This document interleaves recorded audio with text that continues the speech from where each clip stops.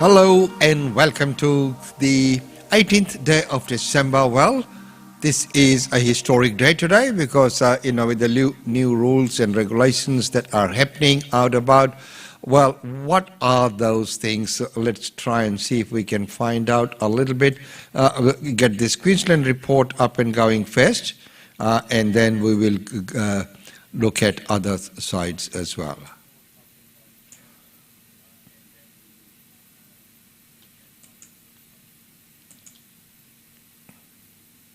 Cases today. That's 109 active cases and a cumulative total of 2,258 cases since the beginning of COVID. Another interesting figure is that we have seen an increase of 30,000 border applications overnight. Everyone wants to come to Queensland, which is great, and you can't blame them. I'm going to hand over to Dr. Gerard to give the details on those figures I just gave you. Then we'll go to the Police Commissioner, and then I want to come back to you and talk to you about local businesses. Thanks, Dr. Gerard.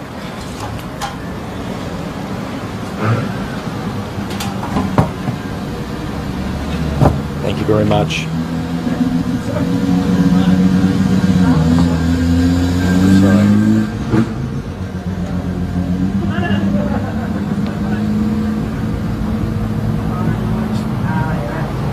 Just bear with me a second if you wouldn't mind.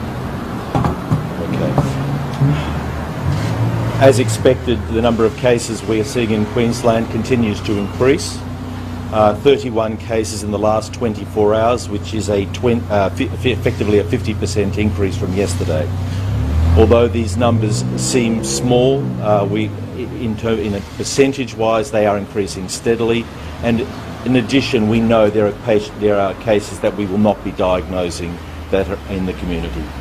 This is what we expected. We expected that in the coming weeks we are going to see very large numbers of cases of COVID-19 in the community. What I can say is that of the cases we have in hospital at present, and these most recent cases, none are seriously unwell. None are seriously unwell.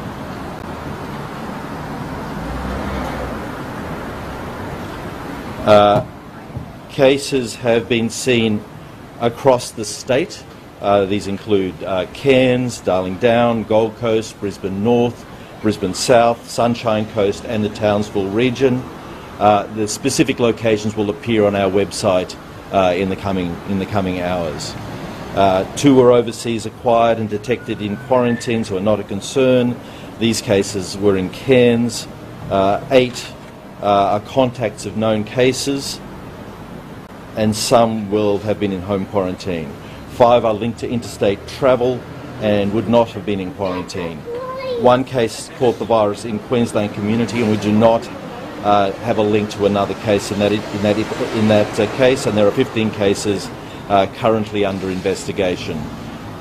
We test also to see which patients have the Omicron strain of the virus. We don't get these results until a day or 2 after the cases are diagnosed. Again, this number has increased to 12. We expect the Omicron strain to become dominant in Queensland in the coming weeks. In addition, I can say that there have been some cases in the healthcare setting. Because we are aware that the virus is widespread, it is inevitable that people in the healthcare setting will develop infection, and that is going to happen more and more in the coming weeks and months. So there are a number of venues, healthcare venues across the state, where there have been either staff or visitors with COVID-19 in them. These include the Northwest Private Hospital in Brisbane, Toowoomba Hospital, Princess Alexandra Hospital, Blue Care Homefield residential aged care facility in Mackay, and at least 1 general practice in Brisbane. This will continue to occur in the coming weeks and months. Remember, there are thousands of healthcare workers in Queensland, so it is inevitable that some of them will get infected. Now, all of our healthcare workers are vaccinated, and all of our healthcare workers wear masks when in the clinical environment. So the the risk to patients is minimised, but it does emphasise the need for all of us to get vaccinated.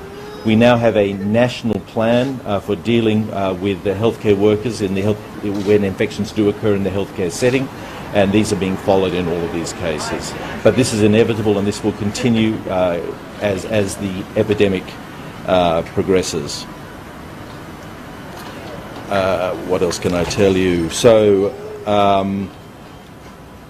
what I would ask everybody is to continue to get into the habit of checking the exposure sites on the Queensland Health website to be aware of where cases are occurring in Queensland.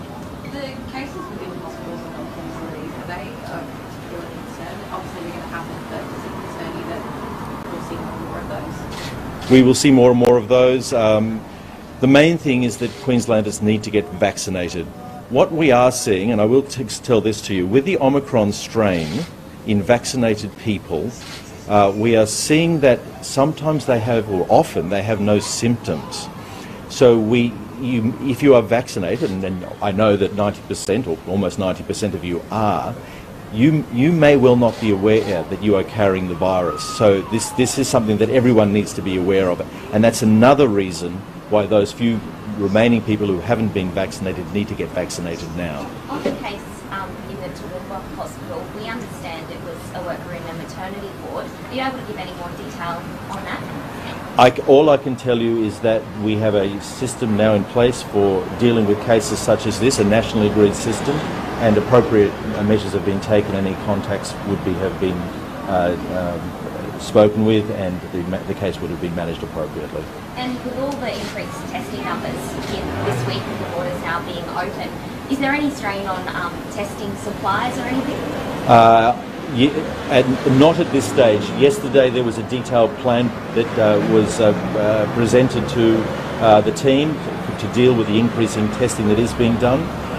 I do know there is strain interstate where they are seeing large numbers of cases locally, and the requirement to get tested before coming across the border, that does put a strain on those states, but we're trying to keep Queenslanders safe. Just to clarify, can you just run over how many active cases we've got at the moment, and how many of those are vaccinated? The number of active cases, I don't have that figure here on my so. Sorry, second.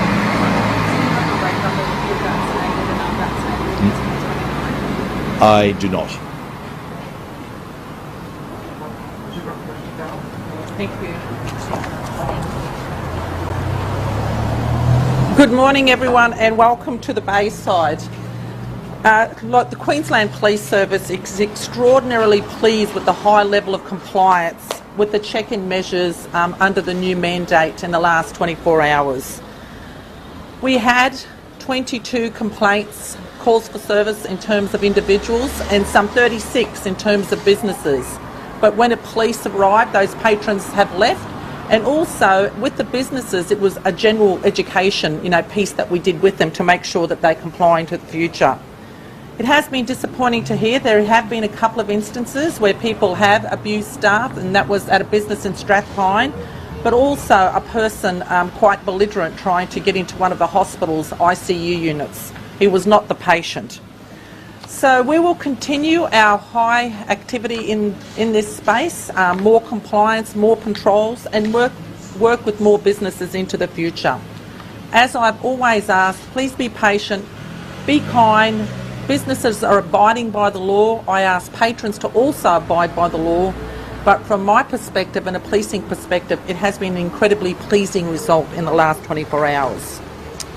I just want to give you a sense of some of the numbers coming through the borders at the moment. Since the borders opened up on Monday, there have been 136,948 GV applications, close to 1,000 international applications.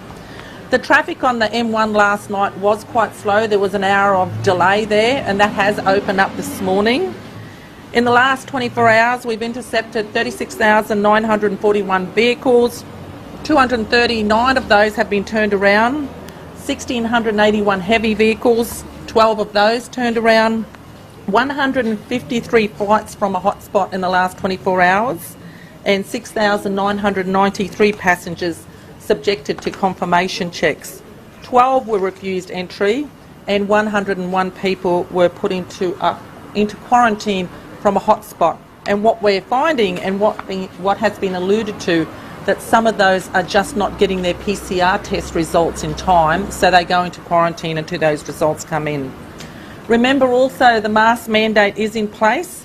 Overnight we've handed out 199 masks, and we will keep doing that. We'll keep having a real compassionate and educative approach to this.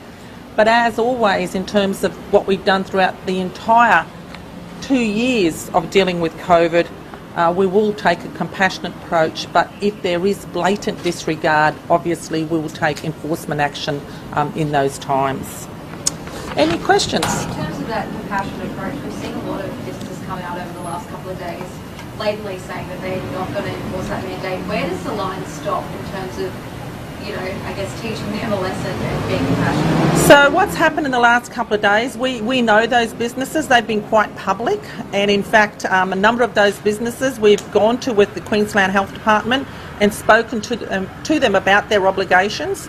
Many of those businesses have changed their attitudes, and we've given them a little bit of latitude, and if over the next 24 hours, for the next couple of days, if they haven't obviously complied, they will be issued with hefty fines, and I am talking about fines of $6,800 and above. Commissioner, yesterday the first, it was 5 days since the first one came across the border. Are police checking that day 5 test requirement now? So, ladies and gentlemen, we'll leave that report there as we have seen. But as we know, today the rules have new rules that have come in that are the increased face mask requirements across Queensland. So what are those? In circumstances as described below, you must wear a mask. We recommend everyone in Queensland should keep a mask with them and handy. So what are the places there you really need to have the mask? Number one, outdoors, you are not required to wear mask outdoors, okay? Workplaces, you are not required to wear a mask at indoor workplaces such as offices. Public transport, mask must be worn on public transports including platforms, ferry terminals, etc. Taxis and ride-share like Uber and Oli, etc. So taxis and ride-share masks must be worn in taxis and ride-shares, including if you are waiting at the rank. Indoor retail, masks must be worn at all times in shopping centres, supermarkets, retail outlets and shops. Hospitality venues.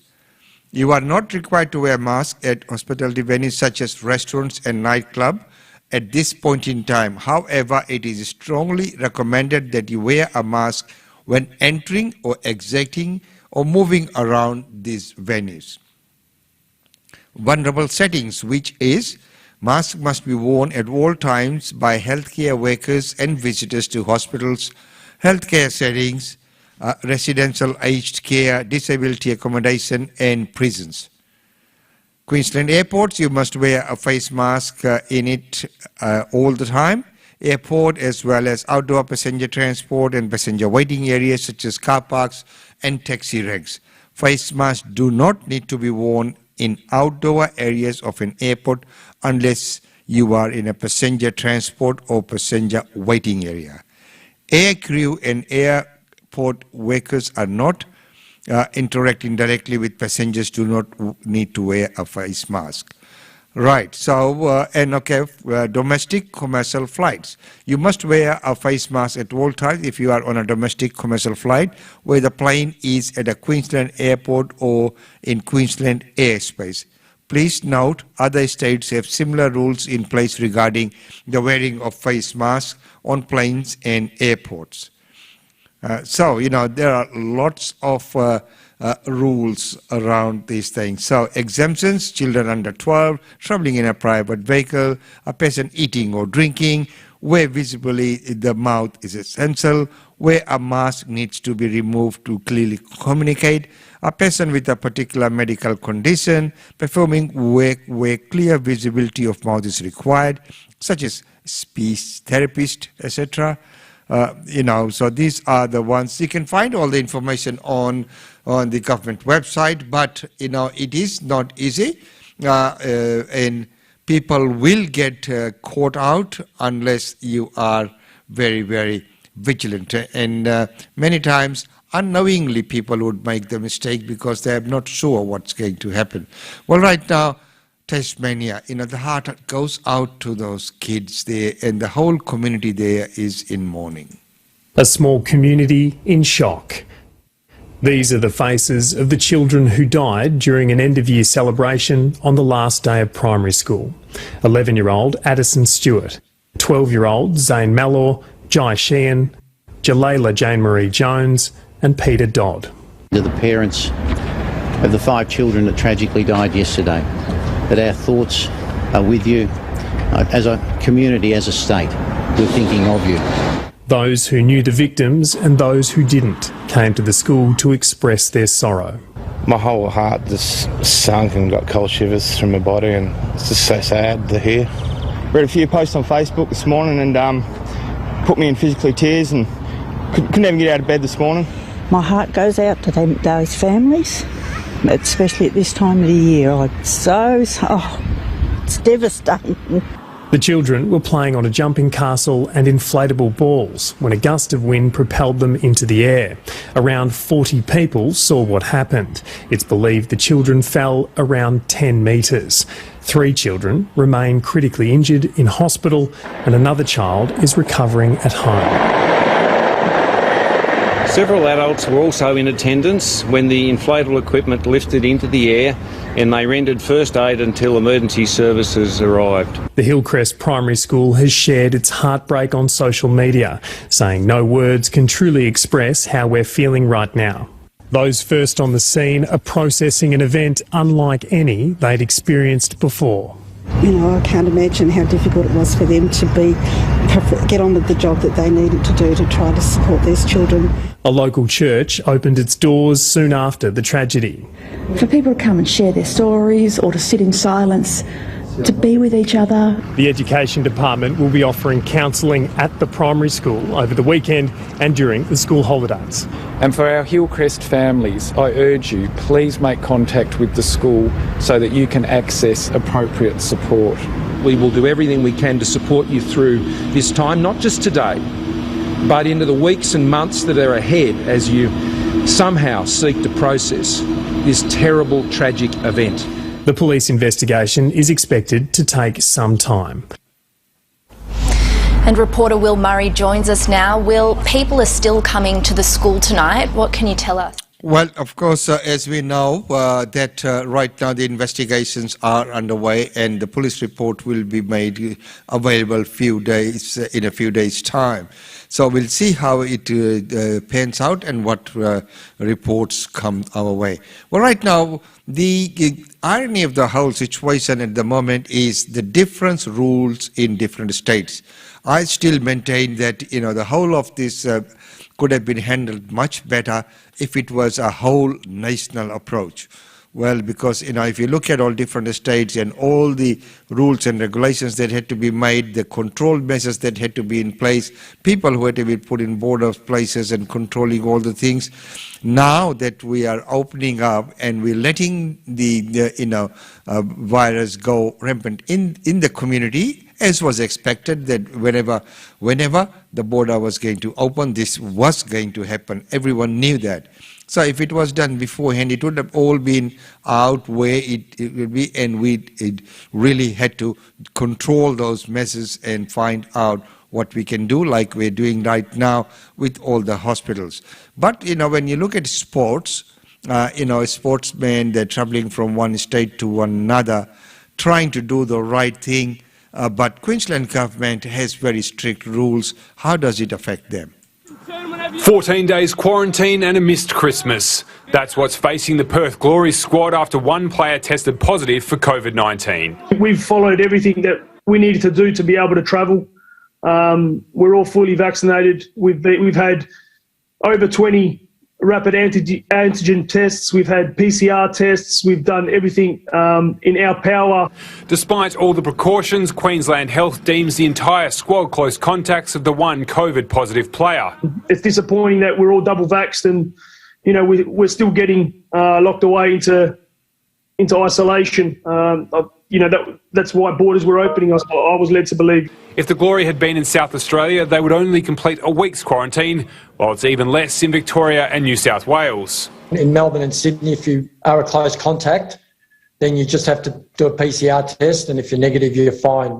It's a problem sporting teams are grappling with around the world, and there's no real consensus. The English Premier League doesn't hesitate to cancel games if players test positive.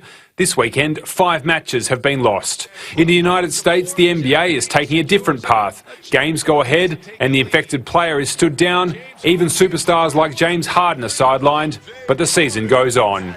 But which way codes in Australia will go is still unclear. Players are going to become infected, so do we rule them out? Do we rule the whole team out? Are the team close contacts? It's going to make it really difficult and tricky for sport to continue, I think.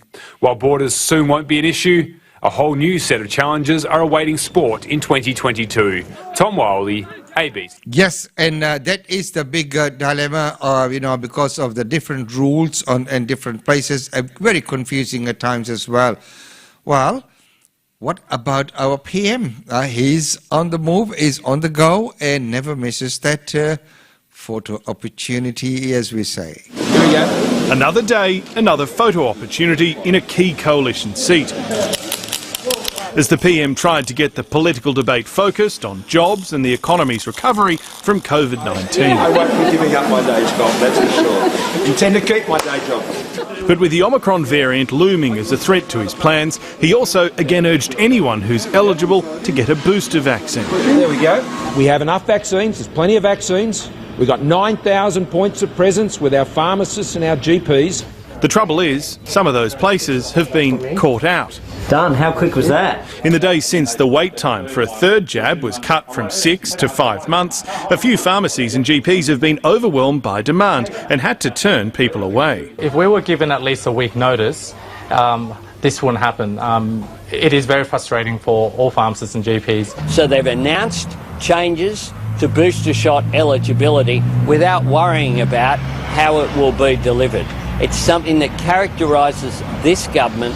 But health officials insist plenty of appointments are still available around the country and any disruption in supply is only temporary. It's being resolved as we speak, and next week will be the largest amount of deliveries that we have done since the beginning of the program. They're preparing for 4.1 million people to get boosters this month, nearly 3.5 to get an extra jab in January, and more than 4 million again in February and also March.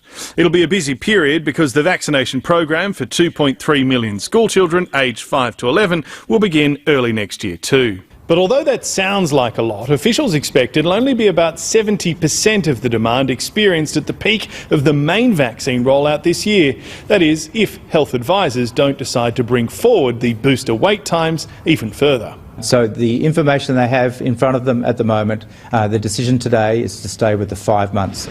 But research from around the world on Omicron is being watched closely, so there's a chance the advice might change again. James Glenday, ABC News, Canberra. Thanks, James Glenday. Well, right now we're looking at our Indigenous voice in Parliament. It's been quite some time. There's been lots of talks that's been taking place. But what is actually happening on the ground? Here's that report. 4 years since a consensus was reached in the desert. We seek constitutional reforms to empower our people. And a far cry from commitments made in 2019. We will work towards having a referendum in the term of this government, and I'm committed to it. The federal government today revealed its model for an Indigenous voice to Parliament. The regional people will provide the input to whatever structure sits at the national level. But at the moment, the focus is on getting the base right. We have no such system at the moment, and we wonder why, communities have overcrowded housing, poor water quality. The system will be comprised of 2 levels of advisory bodies. The first will be made up of local and regional voices, which will then form a national voice made up of 24 members that will advise government and parliament. When asked, the Prime Minister wouldn't be drawn on whether the body would be legislated. We said we would work through that co-design process. The report's terms of reference excluded a potential referendum, but 88% of submissions supported constitutional enshrinement or the Uluru Statement from the Heart. I would mark it as a fail. They wanted a constitutionally enshrined voice in the Parliament, a Makarrata Commission for treaty and agreement making, and a national process of truth-telling. As an election looms, the government timeline is still unclear. Our people will determine what that national structure should look like, and that'll take more discussion about how that is achieved.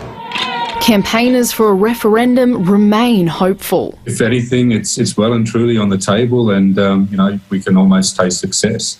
That this report continues to talk about an enshrined voice. Shani Wellington, ABC News. Yes, and of course that voice has been long due.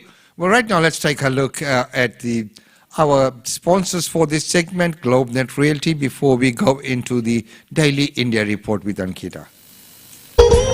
GlobeNet Realty. GlobeNet Realty has been the longest established, trusted and respected agency in its trade area. Washa Chandra, Director of GlobeNet Realty, provides honest and ethical service to her customers. If you are thinking of investing in Brisbane real estate market, or if you are seeking professional property management, then you should contact Usha Chandra today on landline 3865 4466 or mobile 0419 775 416.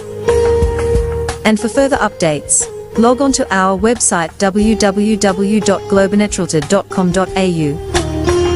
GlobeNet Realty is your own local real estate agency. Situated at Shop 52281 Sandgate Road, Boondall. GlobeNet Realty. Real estate is our world.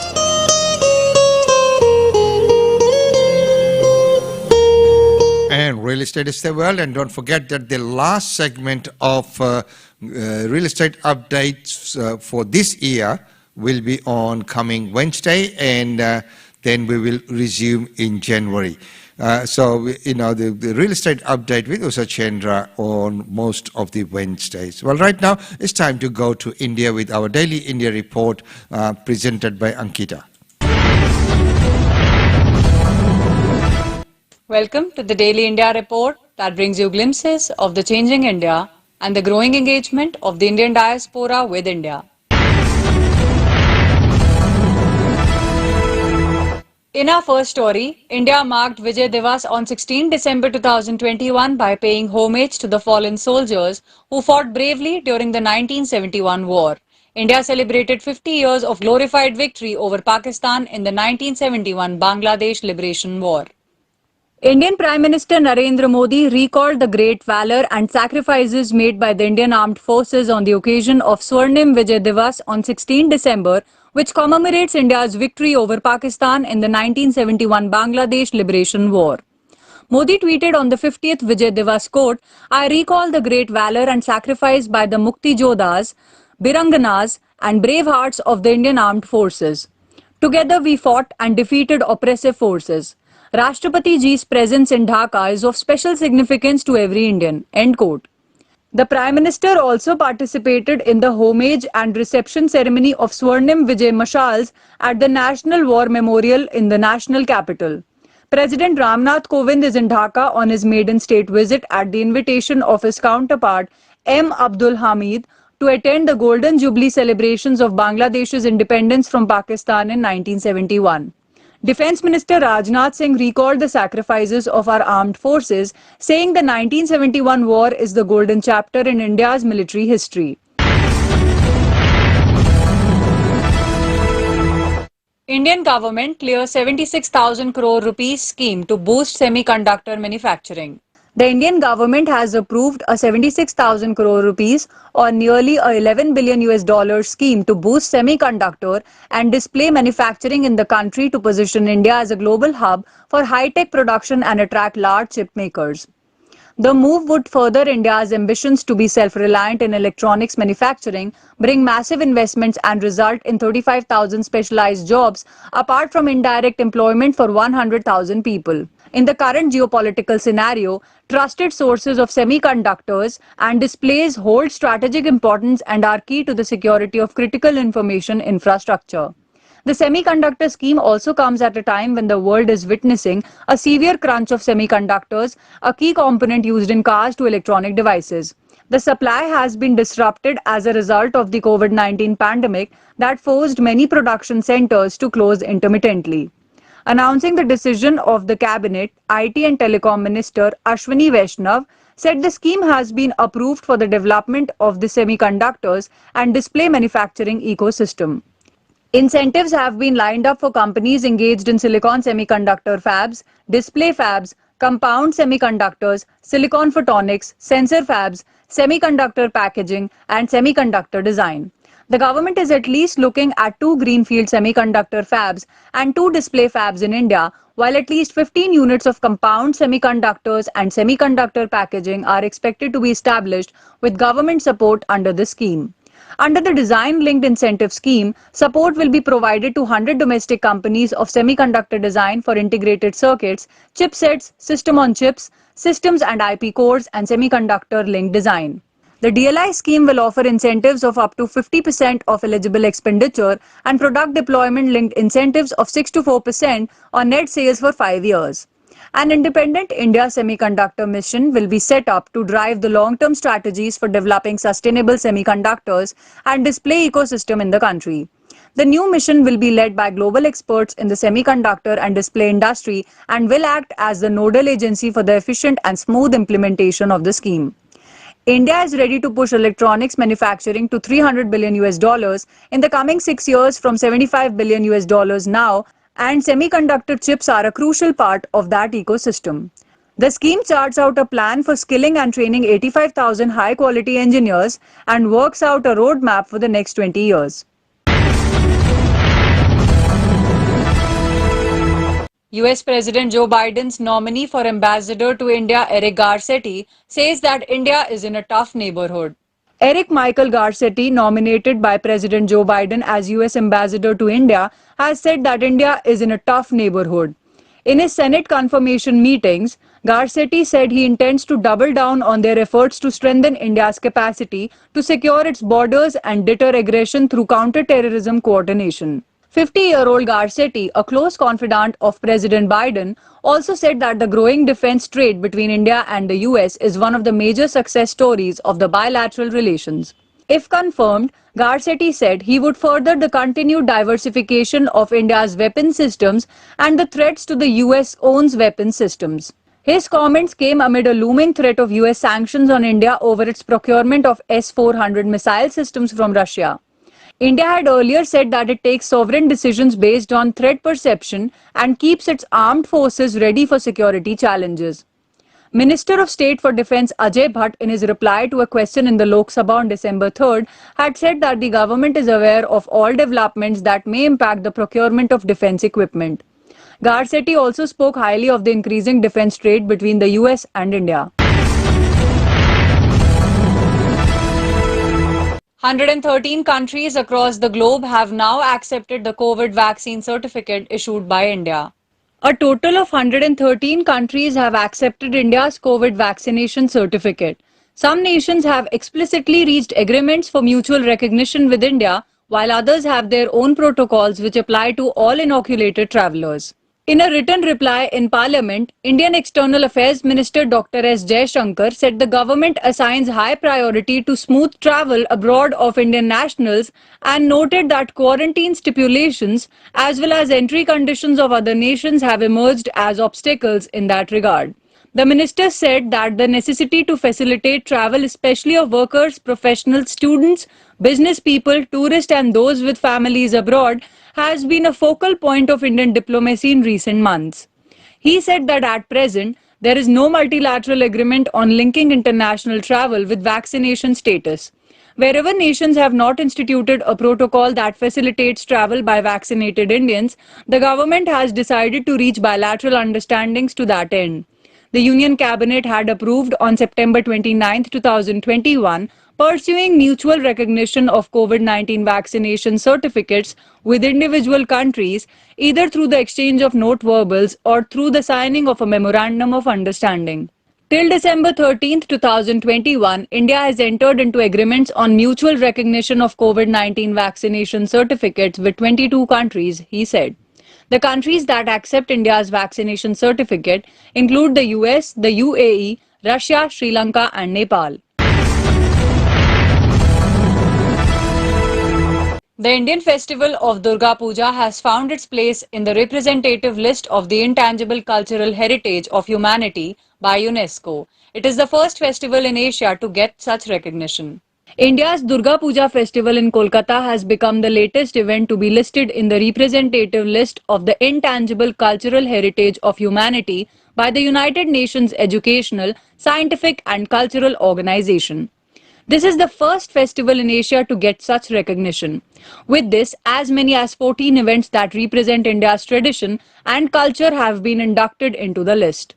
On Twitter, UNESCO hailed the moment and congratulated India, saying, quote, Durga Puja in Kolkata has just been inscribed on the intangible heritage list. Congratulations, India, end quote. UNESCO said the festival has come to signify homecoming or a seasonal return to one's roots. Durga Puja is seen as the best instance of the public performance of religion and art and as a thriving ground for collaborative artists and designers. The festival is characterized by large-scale installations and pavilions in urban areas, as well as traditional Bengali drumming and veneration of the goddess. Prime Minister Narendra Modi also took to Twitter to acknowledge the joyous moment, calling it to be a matter of great pride and joy for every Indian. Durga Puja highlights the best of our traditions and ethos. And Kolkata's Durga Puja is an experience everyone must have, the PM said. West Bengal's Chief Minister Mamata Banerjee underlined that Durga Puja was not just a festival but an emotion. She tweeted, proud moment for Bengal. To every hashtag Bengali across the world, Durga Puja is much more than a festival, it is an emotion that unites everyone. And now, hashtag Durga Puja has been added to the representative list of intangible cultural heritage of humanity. We are all beaming with joy. Sanjay Leela Bansali's magnum opus Gangubai Kathiawadi has been selected for the Berlin Film Festival 2022. Bollywood super-duper filmmaker Sanjay Leela Bansali's much-anticipated film Gangubai Kathiawadi, starring Alia Bhatt and Ajay Devgan, has been selected to be screened at the 72nd Berlin International Film Festival in February 2022 and will have its world premiere at the festival. The film will hit theatres on 18 February 2022. Gangubai Kathiawadi is special for Sanjay Leela Bansali and very close to his heart. Speaking about the film selection at Berlin Film Festival, he said, the story of Gangubai Kathiawadi has been very close to my heart and me and my team has given it all to make this dream possible. We take pride and honor in showcasing our film at the prestigious Berlin International Film Festival. Artistic director Carlo Chartrian of Berlin International Film Festival said, we are happy to premiere Gangubai Kathiawadi and continue the tradition of the Berlin Film Festival being a special setting for Indian movies. This time with a film that joins the usual craft in shaping camera movement and the choreography of bodies with a subject that is socially relevant not only in India. From the very beginning, we were taken by the story of Gangubai, an exceptional woman dragged into exceptional circumstances. Gangubai Kathiawadi is said to be a woman who came to Mumbai from Gujarat with her partner but was betrayed, sold off and pushed into prostitution.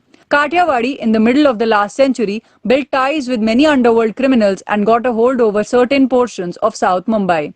She became the owner of a brothel and is said to have worked for the upliftment of women and orphans in the red light area of Mumbai's Kamathipura. That's all for this bulletin of Daily India Report. Thank you for watching.